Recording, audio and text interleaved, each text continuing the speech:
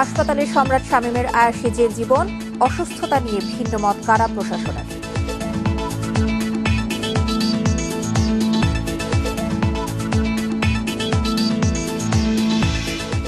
করোনার মন গড়া রিপোর্টে মাসে কোটি টাকা হাতিয়েছে জেকেজি হেলথ কেয়ার, গ্রেপ্তার প্রধান নির্বাহী।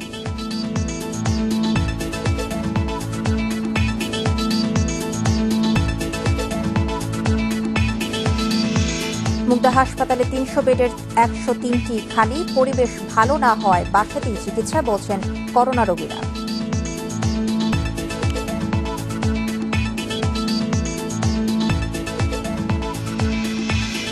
দেশের নদ নদীর পানি ১৩টি পয়েন্টে বিপদসীমার উপরে, পানি বাড়তে থাকায় বন্যা পরিস্থিতির অবনতি।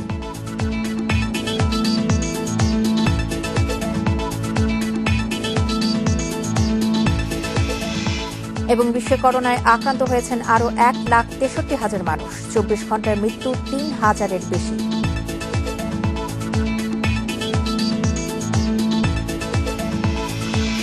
স্বাগত ১ ঘন্টার বিরতিহীন ইন্ডিপেন্ডেন্ট সংবাদের সঙ্গে আছে সঞ্চার মজুদমা। শুনছিলেন শিরোনাম, এবারে যাচ্ছে পুরো খবরে।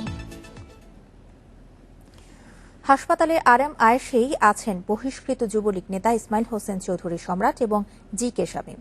নেতাকর্মী অনুসারীদের সঙ্গে চলছে দেখা সাক্ষাৎ, তবে তাদের সুস্থতা নিয়ে ভিন্ন বক্তব্য দিচ্ছে কারা ও হাসপাতাল কর্তৃপক্ষ। চিকিৎসা শেষে কারাগারে ফেরত পাঠাতে ৬ দফা চিঠি দিয়েছে কারা প্রশাসন, তবে বিএসএমএমইউ পরিচালক বলছেন অসুস্থ বলেই তাদের চিকিৎসা চলছে। বঙ্গবন্ধু শেখ মুজিব মেডিকেল বিশ্ববিদ্যালয়ের ডি ব্লকের হৃদরোগ বিভাগে চিকিৎসাধীন বহিষ্কৃত যুবলীগ নেতা সম্রাট।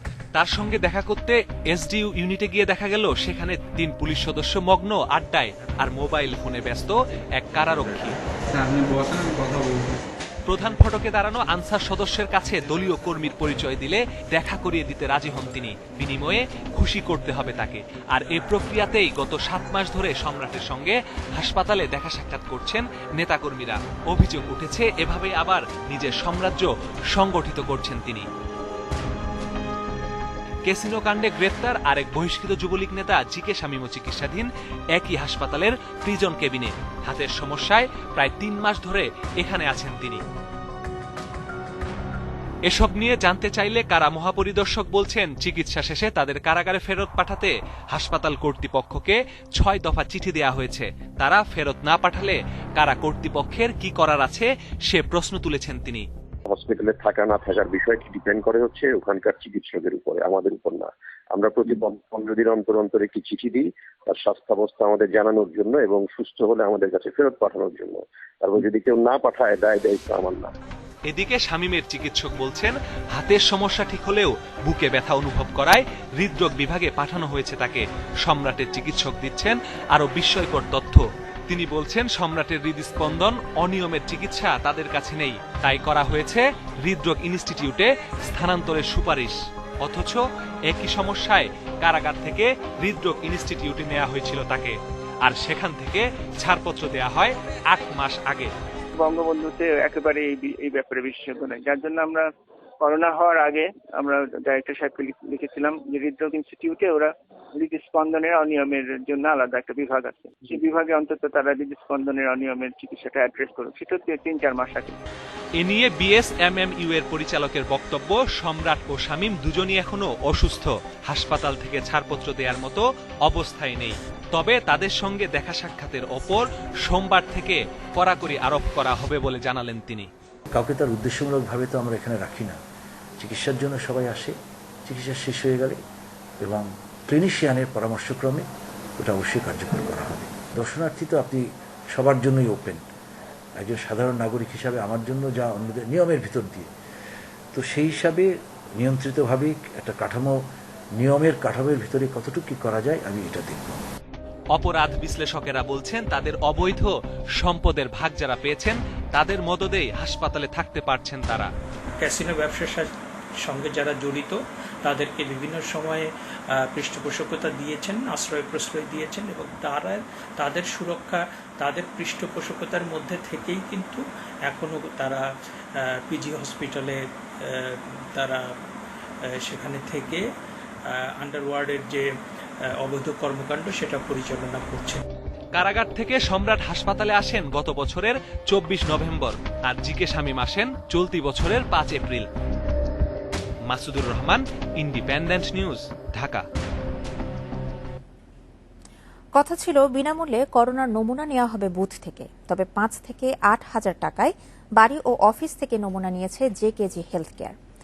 তারপর সে নমুনা ফেলে দিয়ে সরবরাহ করেছে মন গড়া রিপোর্ট, আর এভাবেই তারা হাতেই নিয়েছে মাসে কোটি টাকা। মঙ্গলবার সংগঠনটির প্রধান নির্বাহী আরিফকে গ্রেপ্তার করেছে পুলিশ। প্রতারণার 3 মামলায় এখন সে কারাগারে।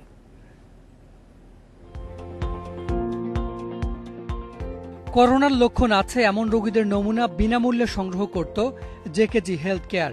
সারা দেশে 144টি বুথ করার কথা থাকলেও মাত্র 7টিতেই থেমে যায় তারা। মহাখালীর তিতুমির কলেজের পুরো মাঠ ঘিরে 3 মাস আগে তৈরি করা হয় 5টি বুথ, তবে নমুনা নেওয়া হয়নি একটিও। উল্টো এখানে থাকা জেকেজির 150-র বেশি কর্মীর বিরুদ্ধে উঠেছে নানা অসামাজিক কর্মকাণ্ডের অভিযোগ। অডিটোরিয়ামে তারা ইয়াবা খায়, বিভিন্ন ধরনের কুকর্ম এবং সামাজিক দূরত্ব যেটা বজায় রাখার কথা সেটা তো করেই না। পারলে এশার নামাজের পর তারা একত্র হয়ে যায়। হঠাৎ করে তারা 3 তলাতে ওই আপনার ওই বিজ্ঞান কলা ভবনের 3 তলাতে যায়, দেখে যে অশ্লীল অবস্থায় 2 জনকে পায়। তো আর একটু নিজে আসতো, আসিয়া মেয়ে ছেলে নিয়ে ফুর্তি করতো, গান বাজনা, বিশাল অডিটোরিয়ামে পর্দা লাগাইয়া গান বাজনা করতো। রমজান মাস, পুরো রমজান মাসটাই তারা এই ধরনের করছে। করোনা তো চিকিৎসা কেন একটা নমুনা সংগ্রহ করে কলেজে। বুথে বিনামূল্যে নমুনা সংগ্রহের কথা বলে বাড়ি ও অফিস থেকে নমুনা নিচ্ছিল জেকেজি। প্রতিদিন কাজ করত 6টি টিম, নমুনা নিত 100-র বেশি, আর এর খরচ হিসেবে সাধারণের কাছ থেকে নিয়েছে 5 থেকে 7 হাজার টাকা, আর প্রবাসীদের কাছ থেকে নেওয়া হচ্ছিল $100। 5 জনের স্যাম্পল নিতে হবে, তো এই ক্ষেত্রে আপনারা কত পড়তে পারে? বলছে আমাদের কিন্তু 5,000 টাকা করে লাগবে। আচ্ছা ঠিক আছে, সমস্যা নেই, কিন্তু আপনি আমার কিন্তু রিসিপ্ট লাগবে। না, আসলে রিসিপ্ট তো দেওয়া যাবে না। অথচ স্বেচ্ছাসেবী পরিচয়ে মাঠে নামা এই সংগঠনটির নেই কোনো ল্যাব, নেই বাড়ি থেকে নমুনা নেয়ার অনুমতিও। তারপরও নমুনা নিয়ে তা পরীক্ষা না করে ফেলে দিত তারা। রোগীদের দেয়া হতো মন গড়া রিপোর্ট। একদিনকে দেখি আমরা নারায়ণগঞ্জ যাব, দেখি কিট নিয়ে আসছে বক্সে বইরা, তো কিট যে কতটি ছিল ভিতরে তা জানি না, তো আনুমানিক মিনিমাম 50-60টা তো হবেই, 60-70টার নিচে হবে না, কারণ আমরা কালেকশন করতাম 60টা 70টা 50টা এরকম 54টা। তো পরে বললো যে এটি নষ্ট হয়ে গেছে, এটা ফালিয়ে দিতে হবে, পরে ফালিয়ে দিছে আর কি। শুরু থেকে জেকেজির সঙ্গে ছিলেন তার স্ত্রী সাবরিনা আরিফ। পরে সরে যাওয়ার দাবি করলেও নানা অনিয়মের কথা জানিয়েছেন তিনি। অনিয়মের বিষয়টা আমি জানতাম না, কিন্তু দেখতাম যে কোনো দিন বুথ বন্ধ, কোনো দিন বুথ খোলা, আগে থেকে কোনো দেওয়া নাই, নোটিফিকেশন নাই। তারপরে হচ্ছে যে রিপোর্টগুলো দিতে দেরি হচ্ছে। সেটা যেই হোক না কেন, শাস্তি হোক, তদন্ত হোক। অবশেষে মঙ্গলবার গ্রেপ্তার হন জেকেজির প্রধান নির্বাহী আরিফ সহ 23 জন। পরে তেজগাঁ থানায় হামলাও চালায় আরিফের ক্যাডাররা। রিমান্ডে থাকার সময় চেয়েছেন ইয়াবা। রিমান্ড শেষে এখন তিনি আছেন কারাগারে। স্যাম্পল সার্টিফিকেট যে বানানো, ভুয়া সার্টিফিকেট বানানো হতো, ওই অফিসে বসে সে বানাইতো, এগুলো সবই 164 সে স্বীকার করছে। প্রথম দিক থেকেই এই করোনা টেস্টিং চালাচ্ছিল। সংখ্যা অনেক হবে, আর যাচাই বাছাই করতেছি, যেগুলো আমরা জব্দ করেছিলাম ল্যাপটপ, সেগুলো থেকে বিভিন্ন ধরনের সার্টিফিকেট আমরা পাইছি, এগুলো যাচাই বাছাই করতে সংশ্লিষ্ট ল্যাবে পাঠাচ্ছি। আরিফের বিরুদ্ধে প্রতারণার মামলা হয়েছে 3টি। করোনার লক্ষণ উপসর্গ আছে এমন রোগীদের স্যাম্পল কালেকশন করতেই সারা দেশে এরকম অনেকগুলো বুথ বসিয়েছিল জেকেজি হেলথ কেয়ার। এর মধ্য দিয়ে তারা সাধারণ মানুষের কাছে নিজেদের গ্রহণযোগ্যতা বাড়ানোর চেষ্টা করেছে, যার আড়ালে ছিল প্রতারণার ফাঁদ আর রমরমা বাণিজ্য। Hasan Misbah, independent news, Dhaka. Corona রোগীদের জন্য বিশেষায়িত মুগদা জেনারেল হাসপাতালের 300 বেডের মধ্যে 103টি বেডই খালি। হাসপাতাল কর্তৃপক্ষের দাবি, ঢাকায় সংক্রমণ কমায় রোগী কমছে। যদিও আক্রান্তদের অনেকেই বলছেন হাসপাতালের পরিবেশ সন্তোষজনক নয়, তাই হাসপাতালে ভর্তি না হয়ে বাসায় চিকিৎসা নিচ্ছেন অনেক রোগী। মেডিকেল কলেজ হাসপাতাল চলতি বছরের 20 এপ্রিল 500 শয্যার এই হাসপাতাল থেকে 300 শয্যায় করোনা রোগীদের জন্য রূপান্তরিত করা হয়। এরপর থেকে এই হাসপাতালে চিকিৎসা নিয়েছেন 1264 জন করোনা রোগী। এর মধ্যে মারা গেছেন 151 জন, আর সুস্থ হয়েছেন 991 জন।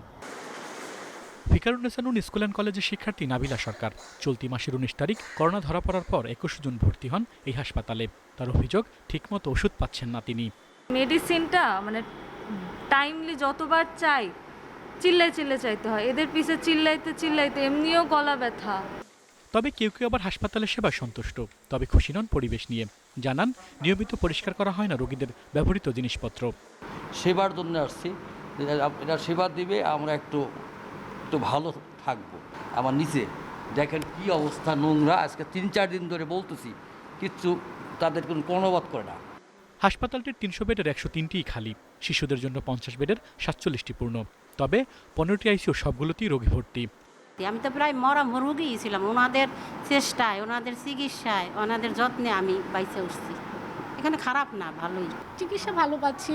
এখানে আসার পর আমি 6 তারিখে অ্যাডমিট হয়েছি, মোটামুটি ভালো পাচ্ছি। কিডনি হসপিটালে জব করি, সেখান থেকে আমি এসেছি এখানে কোভিড-19 পেশেন্টদের কেয়ার দেওয়ার জন্য। পরিষ্কার পরিচ্ছন্নতার অভাবের জন্য জনবল সংকটের কথা জানালেন হাসপাতাল কর্তৃপক্ষ। জনবল সংকটের কারণে রোগীর স্বজনদের হাসপাতালে থাকার অনুমতিও দিচ্ছেন তারা, যদিও এক্ষেত্রে চরমভাবে ব্যাহত হচ্ছে করোনার স্বাস্থ্যবিধি। নার্সিং দেওয়ার মতন আসলে ওই ধরনের জনবল, অনেক রোগী আসতে তাকে ধরে বাথরুমে নেওয়া লাগতে পারে, তাকে খাওয়াই দিতে পারে। এই নার্সিংটা সরকারি কোনো হসপিটাল আসলে ওইভাবে জনবল নিয়োগ দেওয়া নেই। তো রোগীর দিক বিবেচনা করে আমরা যারা অ্যাটেন্ডেন্ট তাদের সুরক্ষা সামগ্রী দিয়ে অ্যালাউ করছি এবং তাদের আবার পরীক্ষাও করতেছি। মুগ্ধা হাসপাতালে প্রতিদিন করোনা পরীক্ষার নমুনা সংগ্রহ করা হয় 171টি। সেবা দিতে গিয়ে এখানে এ পর্যন্ত 64 জন চিকিৎসক, 84 জন নার্স ও 55 জন কর্মচারী করোনায় আক্রান্ত হয়েছেন। আল আমিন হোসেন, ইন্ডিপেন্ডেন্ট নিউজ, ঢাকা। এ বিষয়ে আরও জানাতে ঢাকা ও চট্টগ্রাম থেকে যোগ দিচ্ছেন আমাদের সহকর্মীরা। শুরুতেই রাজধানীর মুগ্ধা জেনারেল হাসপাতালের সামনে থেকে যোগ দিচ্ছেন আমাদের সহকর্মী আলামিন হোসেন। আলামিন, হাসপাতালে চিকিৎসা সেবা নিয়ে রোগীরা কি কোনো অভিযোগ করেছেন কিনা এবং রোগীদের অবস্থা সেখানে কেমন জানাবেন?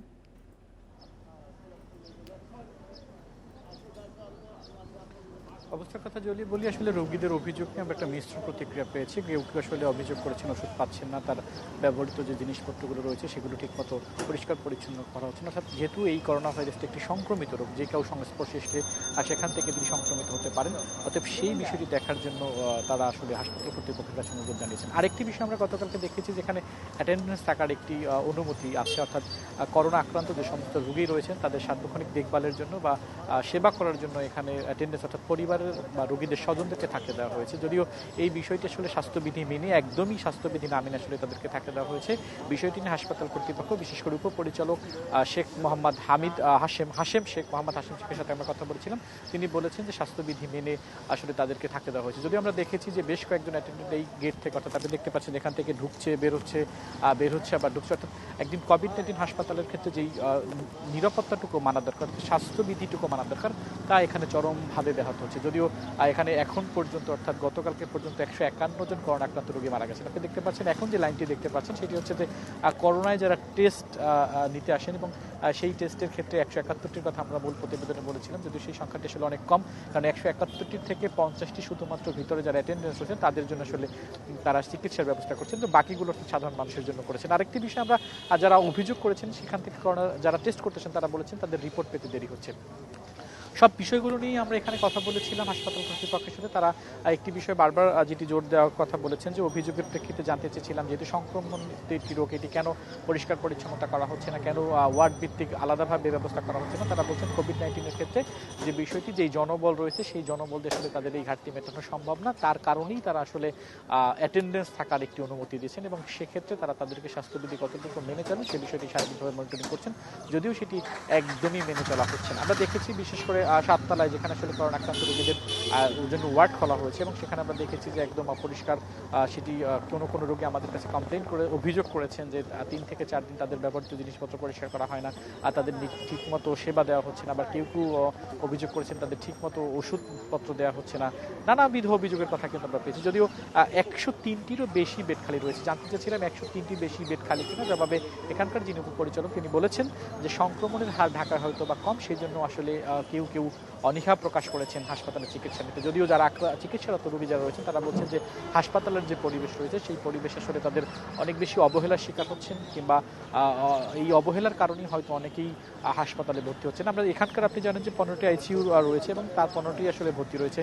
আমরা যদিও এখানকার উপপরিচালক যিনি বলেছেন যে 47 জন শিশু ভর্তি রয়েছেন, আদতে আসলে সেই সংখ্যাটি নিয়েও একটু দ্বিধাদ্বন্দ্ব রয়েছে। আমরা সেখানে গতকালকে 12 জন চিকিৎসক, 12 জন শিশু করোনা আক্রান্ত যারা রয়েছেন তাদেরকে আসলে চিকিৎসা নিতে দেখেছি, এর বাইরে আসলে আমরা ওইভাবে কাউকে পাইনি। তো এখন পর্যন্ত যদি আমরা আসলে বলি তাহলে মিশ্র প্রতিক্রিয়ার কথা যেমনটা বলেছি, সেবা নিয়ে কেউ কেউ সন্তুষ্ট প্রকাশ করেছেন, কেউ কেউ অসন্তোষ প্রকাশ করেছেন, পরিবেশ নিয়ে কেউ কেউ অভিযোগ করেছেন। তো সামগ্রিক বিষয়টি সেটি হচ্ছে যে বেড খালি থাকা সত্ত্বেও আসলে অনেক রোগী এখন পর্যন্ত বাসায় চিকিৎসা নিচ্ছেন এবং স্বাস্থ্য অধিদপ্তর আইডিসির যে তথ্য দিচ্ছে সেটি হচ্ছে এখন পর্যন্ত 95% মানুষ আসলে বাসায় চিকিৎসার চেষ্টা করছেন, কেউ হাসপাতালে আসছেন না। আলামিন, সঙ্গে থাকুন। এবার আমরা চট্টগ্রামে যাচ্ছি, সেখান থেকে হাসান রিটন জানাবেন আমাদেরকে বিস্তারিত। রিটন, চট্টগ্রামের সরকারি বেসরকারি হাসপাতালে রোগীদের ভিড় কেমন দেখছেন? করোনা শনাক্ত এবং চিকিৎসায় ব্যবস্থাপনা নিয়ে কি বলছেন তারা? চট্টগ্রাম আসলে সরকারি বেসরকারি হাসপাতালে করোনা যারা আক্রান্ত হয়েছে তাদের আসলে ভিড়ের খুব বেশি কমতি নেই। সেখানে আসলে প্রতিনিয়ত তাদের কাঙ্ক্ষিত যে সেবা সেটি পাওয়ার জন্য আসলে বিভিন্ন হাসপাতালে তারা ঘোরাঘুরি করছেন। তবে সরকারি হাসপাতালে রোগীর ভর্তিটা যতটা সহজ হচ্ছে তার বিপরীতে আসলে আমরা বেসরকারি হাসপাতালগুলোতে দেখছি চিত্র একেবারে উল্টো। আমরা এমনও দেখেছি যে একই ব্যক্তি এই হাসপাতাল সে হাসপাতাল ঘুরতে ঘুরতে গাড়ির মধ্যে আসলে মারা গেছেন, এমন রেকর্ড আসলে প্রতিনিয়ত আমরা দেখছি এগুলো এই সমস্ত কাণ্ডকীর্তিগুলো ঘুরছে। সেক্ষেত্রে চট্টগ্রামের মেয়রও নির্দেশনা দিয়েছেন যাতে বেসরকারি হাসপাতালগুলোতে রোগী ভর্তি করা হয়। আসলে ঘোষণার পরেও খুব বেশি টনক নড়ছে বলে আমাদের কাছে মনে হয় না বেসরকারি কর্তৃপক্ষের। তারা আসলে করোনা আক্রান্ত মানে সামান্য জ্বর জারি দেখলেই তাদেরকে সেই রোগীকে বলছেন যে করোনা পরীক্ষা করিয়ে সেটি নেগেটিভ অথবা পজিটিভ একটি রেজাল্ট নিয়ে আসলে তারা চিন্তা ভাবনা করে দেখবেন যে সেখানে তারা রোগী ভর্তি করবেন কিনা। কার্যত আসলে বেশিরভাগ ক্ষেত্রে রোগী ভর্তি করাচ্ছে না, এবং যদি ভর্তি করেও থাকে সেক্ষেত্রে আসলে সেই সময় হাসপাতালে আইসিইউ সংকট, অক্সিজেন সংকট, এই সংকটগুলো লেগে রয়েছে এবং সে কারণে প্রতিনিয়ত মানুষের যে ভোগান্তি সেটির আসলে প্রতিনিয়ত সেটি চরমে যাচ্ছে। আরেকটি বিষয় হচ্ছে আমরা দেখেছি এখন থেকে মাস দুয়েক আগেও যদি কোনো ব্যক্তি আজকে করোনার নমুনা দিয়ে থাকেন সেটি আগামীকালকেই তিনি আসলে তার কাঙ্ক্ষিত যে ফল সেটি পেয়ে গেছেন। কিন্তু আমরা দেখেছি যে দিন যত যাচ্ছে মানুষের সংখ্যা তত বাড়ছে, অর্থাৎ নমুনা প্রদানকারীর সংখ্যা বাড়ছে, কিন্তু সেই হিসেবে আসলে ল্যাব বাড়েনি এবং ল্যাবে যে পরিমাণ লোকবল থাকার কথা ছিল সেটিও আসলে এখনো পর্যন্ত অপ্রতুল বলা যায়। সে কারণে আমরা দেখছি যে নমুনা দেওয়ার প্রায় 13 থেকে 14 দিন পরেও অনেকে তাদের নেগেটিভ অথবা পজিটিভ যে ফল সেটি পাচ্ছেন এবং সঙ্গত কারণে তাদের মধ্যে এক ধরনের হতাশা হচ্ছে। অর্থাৎ 14 দিন পরে একজন ব্যক্তি যদি আজকে নমুনা দিয়ে যদি আগামী 14 দিন পর ফলাফল পান তাহলে আসলে কি চিকিৎসা করবেন সেটা এক ধরনের প্রশ্ন তাদের মধ্যে থেকে যায়। আমরা এটি নিয়ে আসলে সিভিল সার্জন এবং অন্যদের সঙ্গে কথা বলেছি, তারা বলছেন যে একজন মানুষ জ্বর কিংবা অন্য কোনো অর্থাৎ করোনার হতে পারে এমন রিলেটেড অসুখের সঙ্গে যদি সম্পৃক্ত হন, অর্থাৎ তিনি যদি আক্রান্ত হন তাহলে বড় রকমের কোনো উপসর্গ ছাড়া যদি 10 থেকে 12 দিন পার করে দিতে পারেন তাহলে আসলে তিনি করোনা জয় করেছেন এমনটি ধরে নিতে পারেন। কিন্তু মানুষের মন সেটি আসলে কোনোভাবে মানতে চায় না। তারা চায় যে আজকে আমি নমুনা দিলাম সেটি খুব দ্রুত সময়ের মধ্যে যাতে আমি পরীক্ষার রেজাল্টে পাই এবং সেই অনুযায়ী একজন ডাক্তারের পরামর্শ নিয়ে কাঙ্ক্ষিত যে চিকিৎসা সেটি নিয়ে উনি সুস্থ হবেন, এই প্রত্যাশাটা তাদের কাছে থাকে। কিন্তু আসলে বেলা দিন যত গড়াচ্ছে সেই কাঙ্ক্ষিত ফল পাওয়ার বিষয়টিও দিনকে দিন ফিকে হয়ে আসছে। আমরা দেখেছি বিভিন্ন রিটন, পরবর্তী সংবাদে আবারও আপনার সঙ্গে যোগাযোগ করবার চেষ্টা করব। ঢাকা এবং চট্টগ্রাম থেকে আমাদের সহকর্মীরা করোনা রোগীদের চিকিৎসা সেবা নিয়ে জানাচ্ছিলেন। করোনা সংক্রমণের 113তম দিনে নতুন শনাক্ত হয়েছেন 3,809 জন। এ নিয়ে দেশে মোট আক্রান্ত 1,37,787 জন। একদিনে আরও 43 জনের মৃত্যুতে মোট মৃতের সংখ্যা 1,738, আর সুস্থ হয়েছেন আরও 1,409 জন। দেশের মোট 68টি ল্যাবে এখন চলছে করোনার নমুনা পরীক্ষা। 18,099 নমুনা পরীক্ষায় করোনা শনাক্তের হার 21.05%। গত 24 ঘন্টায় স্বাস্থ্য অধিদপ্তরের নিয়মিত অনলাইন বুলেটিনে জানানো হয়, রোববার দুপুরের আগের 24 ঘন্টায় করোনায় মৃত্যু হয়েছে আরও 43 জনের। এবং এ পর্যন্ত মৃত্যুবরণ করেছেন 1738 জন। শনাক্ত বিবেচনায় মৃত্যুর হার 1.26%। যারা মৃত্যুবরণ করেছেন তাদের মধ্যে পুরুষ 31 জন, নারী 14 জন। বয়স বিভাজনে 21 থেকে 30 বছর 2 জন, 31 থেকে 40 1 জন, 41 থেকে 50 7 জন, 51 থেকে 60 13 জন, 61 থেকে 70 12 জন। স্বাস্থ্য অধিদপ্তরের ব্রিফিংয়ে তুলে ধরা হয় করোনা হাসপাতালের সক্ষমতার চিত্র। ঢাকা মহানগরীতে আইসিইউ বেডের সংখ্যা 202টি। সারা দেশে সাধারণ বেডের সংখ্যা 14,348টি। সারা দেশে আইসিইউ বেডের সংখ্যা 421টি। সারা দেশে অক্সিজেন সিলিন্ডারের সংখ্যা 10,866টি। সারা দেশে হাই ফ্লো নেজাল ক্যানুলার সংখ্যা 102টি এবং সারা দেশে অক্সিজেন কনসেন্ট্রেটর 98টি। করোনা সংক্রমণের এই কঠিন সময়ে সম্মুখ সারিতে যারা কাজ করছে তাদের প্রতি কৃতজ্ঞতাও জানায় স্বাস্থ্য অধিদপ্তর। যারা কোভিড আক্রান্ত মৃত ব্যক্তিদের দাফন ক্রিয়া বা সৎকারে অংশগ্রহণ করছেন তাদের প্রতি বিশেষ বিশেষ শ্রদ্ধা এবং কৃতজ্ঞতা যে তারা এই মহৎ কাজটি করছেন। আরো কৃতজ্ঞতা জানাই সমস্ত সম্মুখ যোদ্ধাদের। করোনা সন্দেহে গত 24 ঘন্টায় 717 জন সহ দেশে মোট আইসোলেশনে আছেন 14,523 জন। মাহমুদ শরীফ, ইন্ডিপেন্ডেন্ট নিউজ, ঢাকা। করোনা উপসর্গ নিয়ে রবিবার 7 জেলায় 18 জনের মৃত্যু হয়েছে। মৃত ব্যক্তিদের সবাই জ্বর, সর্দি, কাশিতে ভুগছিলেন। কুমিল্লা মেডিকেলের করোনা ইউনিটে মারা গেছেন 6 জন। লক্ষ্মীপুর সদর ও কমলনগর উপজেলায় মৃত্যু হয়েছে 3 জনের। একই উপসর্গ নিয়ে বরিশাল মেডিকেলে 3 জন এবং রাজশাহী মেডিকেলে 2 জন মারা গেছেন। যশোরে শ্বাসকষ্ট নিয়ে মৃত্যু হয়েছে আরও 2 জনের। এছাড়া সাতক্ষীরা ও মানিকগঞ্জে মারা গেছেন আরও 2 জন। করোনা পরীক্ষার জন্য সবার নমুনা সংগ্রহ করা হয়েছে।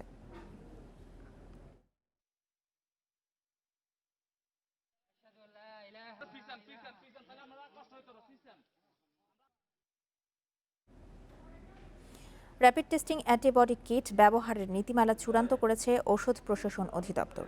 এখন স্বাস্থ্য মন্ত্রণালয়ের সম্মতি পেলেই দেয়া হবে ব্যবহারের অনুমতি। তবে এই কিট করোনা শনাক্তের জন্য ব্যবহার করা যাবে না বলে জানিয়েছেন অধিদপ্তরের পরিচালক আইয়ুব হোসেন। তিনি জানান, করোনার বিরুদ্ধে শরীরে অ্যান্টিবডি তৈরি হয়েছে কিনা তা নির্ণয়ের জন্য এই কিট ব্যবহার করা হবে। গণস্বাস্থ্য ফার্মাসিউটিক্যালস একটি র্যাপিড টেস্টিং কিট তৈরি করলেও তার কার্যকারিতা কম থাকায় অনুমতি দেয়নি ঔষধ প্রশাসন। আরও কয়েকটি প্রতিষ্ঠান এই কিট বিদেশ থেকে আমদানির অনুমতি চেয়েছে। এ অবস্থায় কি কি শর্ত পূরণ করতে পারলে কিট আমদানির অনুমোদন দেয়া যাবে তারই নীতিমালা চূড়ান্ত করল বিশেষজ্ঞ কমিটি।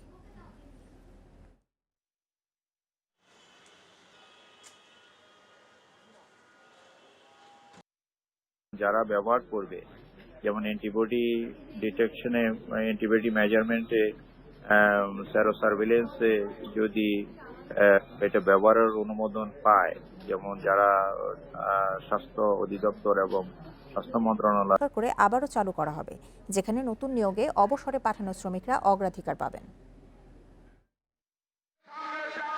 লোকসানে থাকা পাটকলগুলো কিভাবে লাভজনক করা যায় তা নিয়ে 6 মাস ধরে বিচার বিশ্লেষণ চালায় সরকার। কেননা এসব পাটকল গত 40 বছর ধরে লোকসান গুনছে। এগুলোতে কাজ করছে 24,886 জন স্থায়ী কর্মচারী। গত 48 বছরে সরকারকে এ খাতে 10,674 কোটি টাকা লোকসান গুনতে হয়েছে। এ অবস্থায় গোল্ডেন হ্যান্ডশেক বা স্বেচ্ছা অবসরের মাধ্যমে শ্রমিকদের সমস্ত টাকা বুঝিয়ে দিয়ে লোকসানি কারখানাগুলো আবার চালু করার সিদ্ধান্ত নিয়েছে সরকার। বাজেট পাস হওয়ার পরে এই বাজেটে যখন টাকাটা মার্কেটে আসবে, প্রথম শর্টে তাদের অ্যাকাউন্টে যে টাকাটা পাবে একবারে, যে যত টাকা, যে 20 লাখ পাবে 20 লাখ, যে 25 লাখ 30 লাখ, এক চেকে তাদের অ্যাকাউন্টে পেমেন্ট এই বছর টাকা পাবে। সেপ্টেম্বরের মধ্যে পাবে টাকা।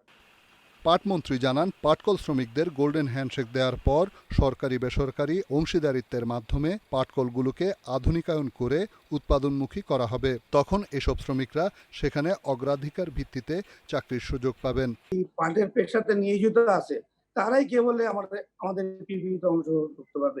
নতুন নতুন মেশিন এনে, যাতে করে আধুনিক প্রযুক্তি এনে আমরা এই পাট খাতকে বিশ্বের বাজারে আমরা দখল করতে পারি। 2013 সাল থেকে এ পর্যন্ত 8,954 জন পাটকল শ্রমিক অবসরে গেছেন। অর্থ সংকটে তাদের অবসর ভাতা পরিশোধ করা সম্ভব হয়নি। তাদের পাওনা বাবদ 1,300 কোটি টাকা বকেয়া।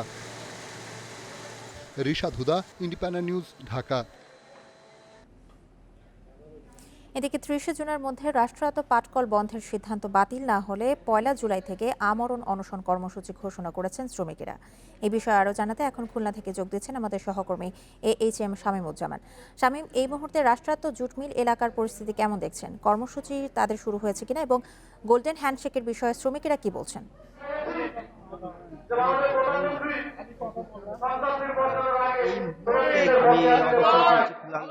প্লাটিনাম মিলের সামনে শ্রমিকরা করেছেন, তাদের পরিবার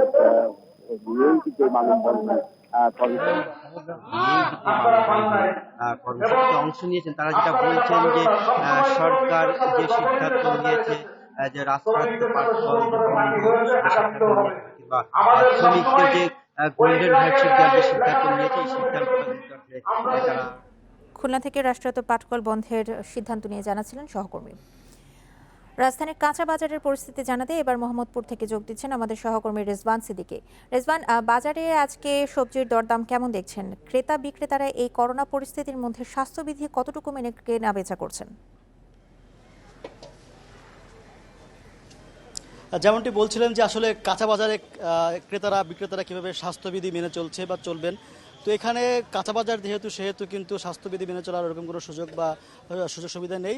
কিন্তু যারা ক্রেতারা আছেন তারা নিজস্ব উদ্যোগে মাস্ক পরে আসছেন, বিক্রেতারাও কেউ কেউ মাস্ক পরে বিক্রি করছেন। কিন্তু হাত দিয়ে যে সাবান দিয়ে যে হাত ধোয়ার যেটা প্রক্রিয়া বা এখানে সেটা কিন্তু কেউ করছে না। এখানে বাজারের গেটেও কিন্তু সেরকম কোনো ব্যবস্থা নেই। আমি আপনাকে বাজারের সামগ্রিক চিত্রটা একটু দেখাতে চাই যে স্বাস্থ্যবিধি মেনে চলা বা সামাজিক দূরত্ব মেনে চলার প্রশ্নটি ঠিক তখনই আসবে যখন মূলত লোকজনের সমাগম বেশি হবে। সকাল থেকে যখন আমি এই বাজারে মোহাম্মদপুরের এই কাঁচা বাজারে আছি, সকাল থেকে কিন্তু লোকজনের ক্রেতা সেরকম ছিল না, খুব কম। এখন পর্যন্ত কিন্তু সেরকম কোনো ক্রেতা নেই। এখানে যারা বিক্রেতারা আছেন তাদের সাথে কথা বলে জেনেছি যে এরকম সাধারণত কম ক্রেতারাই এখানে আসেন, কেননা করোনার কারণে অনেকে ঘর থেকে বাইরে বের হচ্ছেন না প্রয়োজন ছাড়া। আমি এই সুযোগে আপনাকে একটু এখানকার যেসব কাঁচা বাজারের সবজি রয়েছে সেগুলোর দাম একটু বলে দিতে চাই।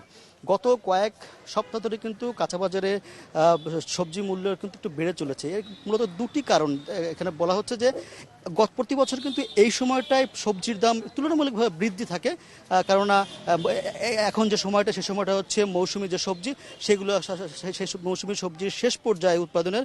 এবং শুধু তাই নয়, এছাড়া কিন্তু ঠিক এই সময়টায় যারা ক্ষেতে চাষ করেন সে ক্ষেতে কিন্তু বৃষ্টিতে পানিতে সবজি নষ্ট হয়ে গেছে, সেই কারণে কিন্তু দাম বৃদ্ধির একটা কারণ বলা হচ্ছে। আমি একটু দামটা বলে দিচ্ছি এখন আপনাকে। আলু কিন্তু গত সপ্তাহে যে দামটা ছিল এই সপ্তাহে কিন্তু সেই দামটাই রয়েছে 30 টাকা করে কেজি। পেঁয়াজের দামটা 50 টাকা দেশি এবং যেগুলো আমদানি পেঁয়াজ সেগুলো 50 টাকা করে।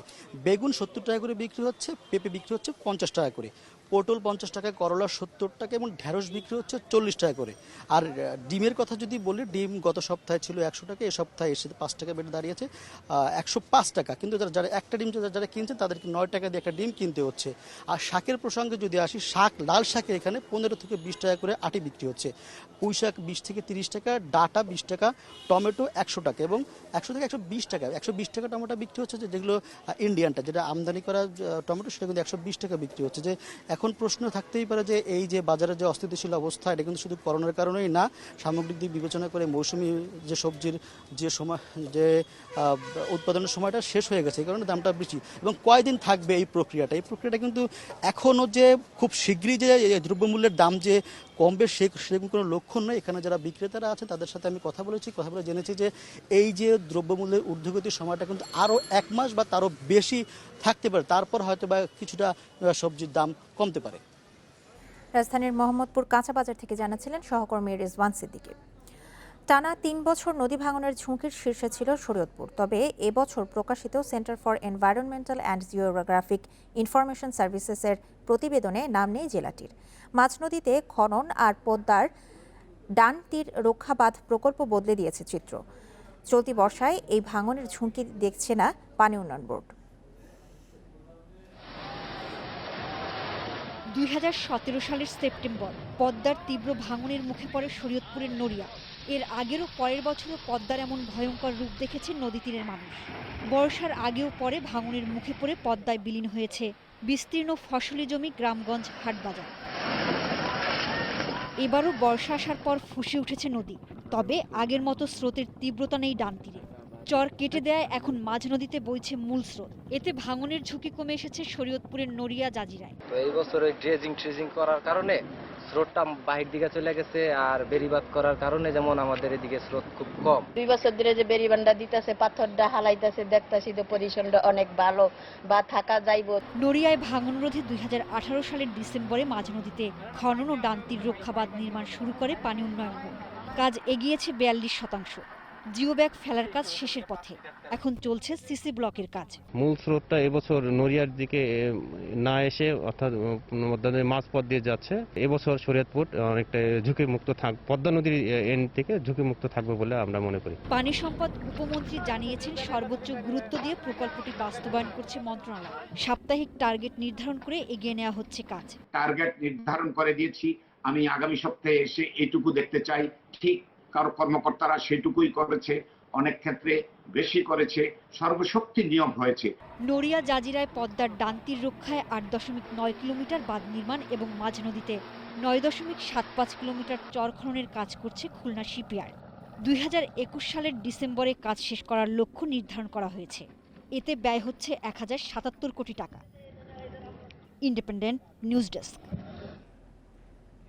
কুষ্টিয়ার দৌলতপুরের মথুরাপুর জুনিয়াদহ সড়কের কাজে নিম্নমানের নির্মাণ সামগ্রী ব্যবহারের অভিযোগ উঠেছে।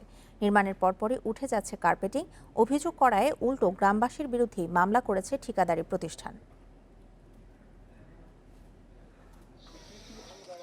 দৌলতপুরের মথুরাপুর জুনিয়াদহ সড়কটি নির্মাণের দায়িত্ব পায় ঠিকাদারি প্রতিষ্ঠান টি2 এন্টারপ্রাইজ। চলতি বছরের 12 মার্চ কাজ শেষ করার কথা থাকলেও সে সময়ে কাজ শুরুই করেনি প্রতিষ্ঠানটি। পরে জুনের শুরুতে কাজে নামে ঠিকাদার। তড়িঘড়ির মধ্যে চালিয়ে নেওয়া হয় কাজ। প্রচণ্ড বৃষ্টির মধ্যেও চলে কার্পেটিং।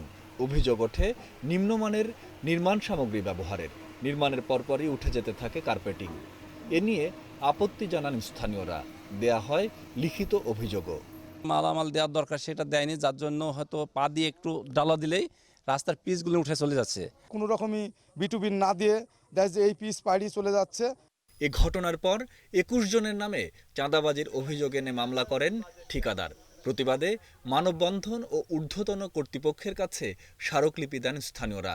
ঘটনার সুষ্ঠু তদন্ত দাবি করেন তারা।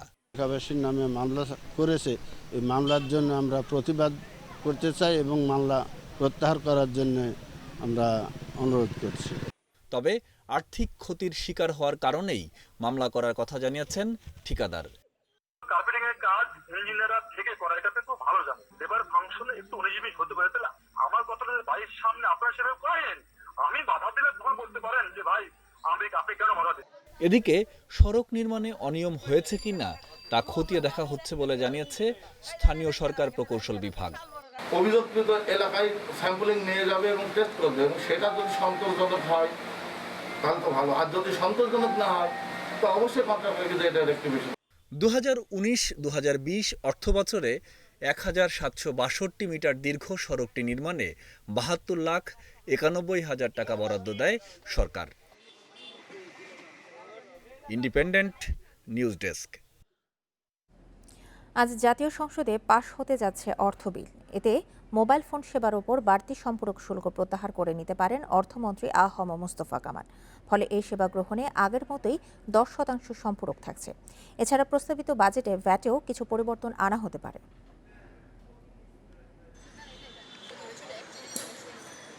2020-21 অর্থবছরে প্রস্তাবিত বাজেটে মোবাইল ফোন সেবার উপর সম্পূরক শুল্ক 10 থেকে বাড়িয়ে 15% করার প্রস্তাব করেন অর্থমন্ত্রী। বাজেট ঘোষণার পরপরই তা কার্যকর হয়েছে। ফলে মোবাইল সেবায় 15% ভ্যাট ও 1% সারচার্জের সঙ্গে 15% সম্পূরক শুল্ক দিতে হচ্ছে গ্রাহকদের। এতে সব মিলিয়ে এখন 100 টাকা রিচার্জ করলে 75 টাকা সেবা পাচ্ছেন তারা। তবে করোনার সময় মোবাইল ফোন সেবার উপর নির্ভরতা বাড়া সত্ত্বেও শুল্ক বাড়ানোয় গ্রাহক পর্যায়ে ক্ষোভ তৈরি হয়। ডাক ও টেলিযোগাযোগ মন্ত্রণালয় থেকেও বাড়তি শুল্ক প্রত্যাহারের সুপারিশ করা হয়। জনগণের সরকার জনগণের কথা শুনে বিচার বিবেচনা করে প্লাস মাইনাস দেখে। আমি তো বলেছি কয়েকবার, এখানে আমি গেছি, এর বিরুদ্ধে মন্তব্য শুনেছি, সকল মহলে এর বিরুদ্ধে বলেছে। সুতরাং এত যখন এর বিরুদ্ধে মত নিশ্চয়ই তার মধ্যে মেরিট আছে, এটা সরকার বিকারে করবে মনে করি। বাড়তি ভ্যাট দাবির ক্ষেত্রে আপিলের জন্য দাবিকৃত অর্থের 10% পরিবর্তে 20% জমা দেওয়ার প্রস্তাব করা হয় বাজেটে। তবে ব্যবসায়ীদের আবেদনের পরিপ্রেক্ষিতে এই জমার পরিমাণ আগের মতোই 10%ই থাকতে পারে বলে জানা গেছে। এবারের বাজেটে আমদানি পর্যায়ে 6 দিনের মধ্যে বিল অব এন্ট্রি দাখিল করার বাধ্যবাধকতা আরোপ করা হয়। প্রত্যাহার করা হতে পারে এই বাধ্যবাধকতার প্রস্তাবও। 11 জুন 2020-21 অর্থবছরের জন্য 5,68,000 কোটি টাকার বাজেট উপস্থাপন করেন অর্থমন্ত্রী আ.হ.ম মোস্তফা কামাল। আমি আ.হ.ম মোস্তফা কামাল, অর্থমন্ত্রী। 16 জুন থেকে নতুন বছরের জন্য প্রস্তাবিত বাজেটের উপর সাধারণ আলোচনা শুরু হয়। অর্থবছরের বাজেট এই মহান Sajjad Hossain, independent news, Dhaka. Corona পরিস্থিতিতে এবার কোরবানির পশুর হাটে ক্রেতা বিক্রেতাদের মাস্ক পরা বাধ্যতামূলক করা হয়েছে। হাট বসবে ফাঁকা জায়গায়, প্রতিটি পশুর মাঝে দূরত্ব রাখতে হবে 5 ফুট। সংক্রমণ এড়াতে 16টি নির্দেশনা দিয়েছে স্বাস্থ্য অধিদপ্তর। দেশের করোনা শনাক্তে 3 মাস পার হয়েছে। সংক্রমণ বাড়ার পাশাপাশি বাড়ছে মৃত্যু। এমন অবস্থায় আসছে কুরবানির ঈদ। সংক্রমণ এড়াতে জোর দেওয়া হয়েছে স্বাস্থ্যবিধি মানায়।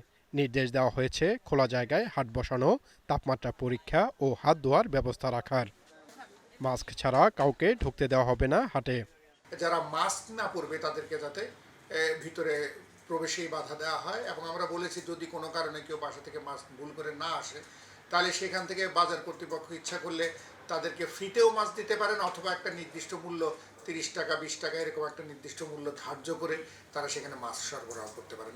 হাটে ঢুকতে ও চালান পরিশোধের সময় ক্রেতাদের মাঝে কমপক্ষে 1 মিটার দূরত্ব নিশ্চিত করতে হবে। এমনকি একটি পশু থেকে আরেকটিকে রাখতে হবে অন্তত 5 ফুট দূরে।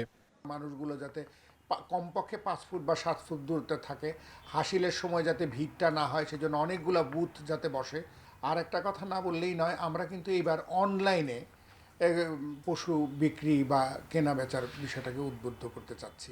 এখন থেকেই হাটের স্বাস্থ্যবিধি সম্পর্কে মাইকিং ও পোস্টারের মাধ্যমে প্রচারের পরামর্শ দিয়েছে স্বাস্থ্য বিভাগ। Ilias Ahmed Khan, independent news, Dhaka. গত কয়েকদিনের তুলনায় সারা বিশ্বে কমেছে করোনায় মৃত্যু। গত 24 ঘন্টায় করোনায় প্রাণ গেছে প্রায় 3,500 মানুষের, আর নতুন করে আক্রান্ত হয়েছে 1,63,000। রোববার যুক্তরাষ্ট্রে গত 2 মাসের মধ্যে সবচেয়ে কম মৃত্যু হয়েছে, মারা গেছে 285 জন। তবে সংক্রমণ কমেনি দেশটিতে। 24 ঘন্টায় নতুন করে আক্রান্ত হয়েছে 40,000-এর বেশি। ব্রাজিলের রোববার করোনায় 555 জনের মৃত্যু হয়েছে, আর নতুন করে আক্রান্ত হয়েছে 29,000। সংক্রমণ রোধে অস্ট্রেলিয়ার জনবহুল শহর মেলবোর্নে লকডাউন ঘোষণা হবে। এদিকে শ্রীলঙ্কায় করোনা সংক্রমণ নিয়ন্ত্রণে আসায় 3 মাস পর প্রত্যাহার হয়েছে কারফিউ। তুরস্কে সংক্রমণ রোধে আবারও দেশজুড়ে সকাল থেকে সন্ধ্যা কারফিউ জারি করা হয়েছে। সকলের জন্য মাস্ক ব্যবহার বাধ্যতামূলক করছে ইরান। এদিকে ভারতে রোববার করোনায় 384 জনের মৃত্যু হয়েছে। নতুন করে শনাক্ত হয়েছে 19,600 করোনা রোগী।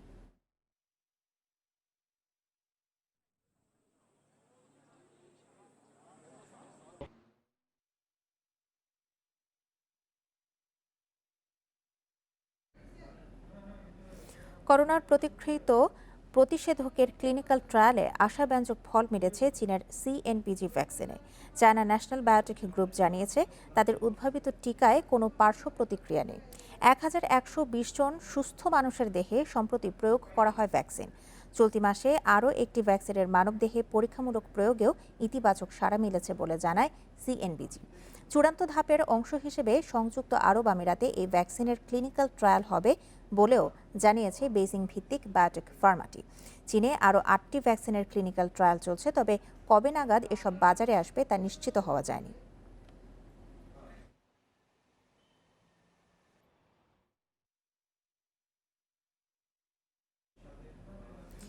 মাশরাফি বিন মুর্তজা করোনা টেস্টে নেগেটিভ এমন ভুয়া খবর ছড়িয়েছে সামাজিক যোগাযোগ মাধ্যম ও কয়েকটি অনলাইন পত্রিকায়। গুজবে কান না দেওয়ার আহ্বান জানিয়েছেন মাশরাফি। সেই সঙ্গে সবাইকে সতর্ক থেকে লড়াই চালিয়ে যাওয়ার তাগিদ দিয়েছেন। ফেসবুক পেজে টাইগারদের সবচেয়ে সফল অধিনায়ক লিখেছেন, তিনি কোভিড-19 নেগেটিভ কথাটা সত্যি নয়, এখনও পুনরায় টেস্ট করাননি তিনি। জানিয়েছেন 14 দিন হওয়ার পরই টেস্ট করানোর ইচ্ছে আছে তার। বাসা থেকেই চিকিৎসকের পরামর্শ মেনে চলছেন মাশরাফি। তেমন কোনো শারীরিক সমস্যা নেই বলেও জানিয়েছেন নড়াইলের সংসদ সদস্য। গত 20 জুন করোনা পজিটিভ হওয়ার কথা জানায় মাশরাফি।